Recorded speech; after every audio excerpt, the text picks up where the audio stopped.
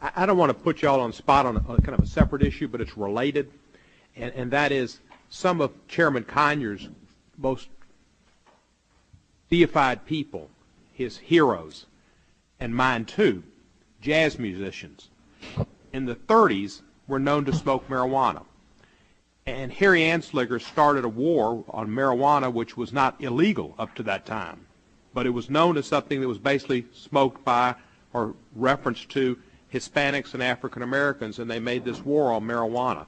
A lot of people have been arrested for marijuana and have a record that make it difficult for them to get jobs later on in life because they've got this scarlet letter, and we spend a lot of time in our federal enforcement working on marijuana laws rather than crack and cocaine and meth and heroin. Yesterday, FBI Director Mueller first suggested people have died because of marijuana. He later retracted that and said, no, he didn't know of anybody that's died because of smoking marijuana. But he didn't believe that we should change our policies because he thought it was a gateway drug. Do any of you feel that marijuana maybe should be less of a priority, considering that Mexico is producing so much and causing so many problems on our borders and in our communities, leaving scarlet letters on people for a drug that has become recognized as being less harmful than any of the other drugs that bother America? I don't remember the last time anyone was arrested in the city of New York for marijuana.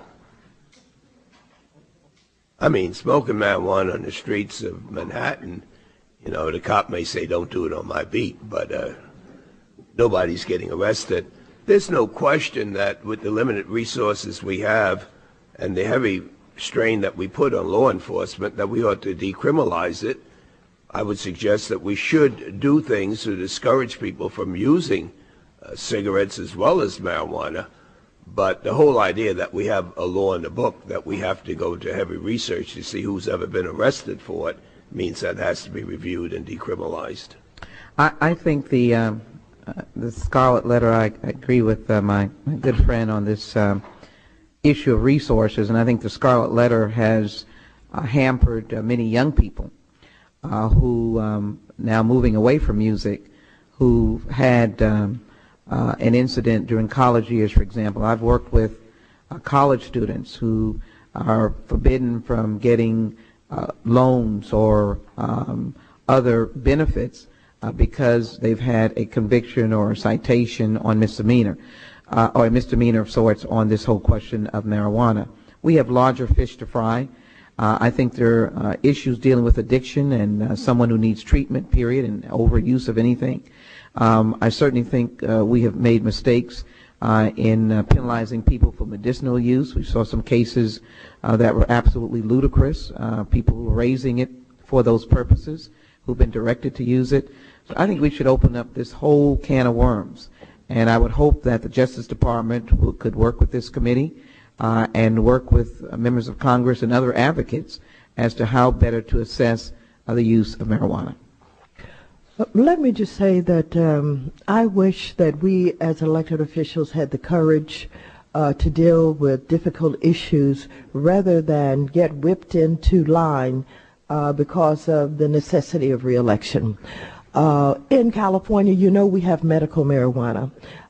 This Attorney General, one of the first things he's done is to back off the feds from interfering in California state law where medical marijuana appears to be helping so many people with cancer and with glaucoma in particular.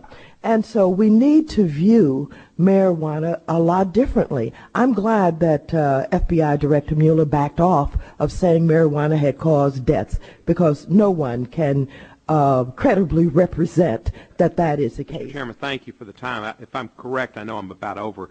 I think if you have a conviction for marijuana possession, you can't get a scholarship now. Yes. And that's just unbelievable. Stupid. I mean, it affects largely people of color disproportionately who have the convictions and then need the scholarships and don't get them. And what does that do? Put them in a spiral of failure.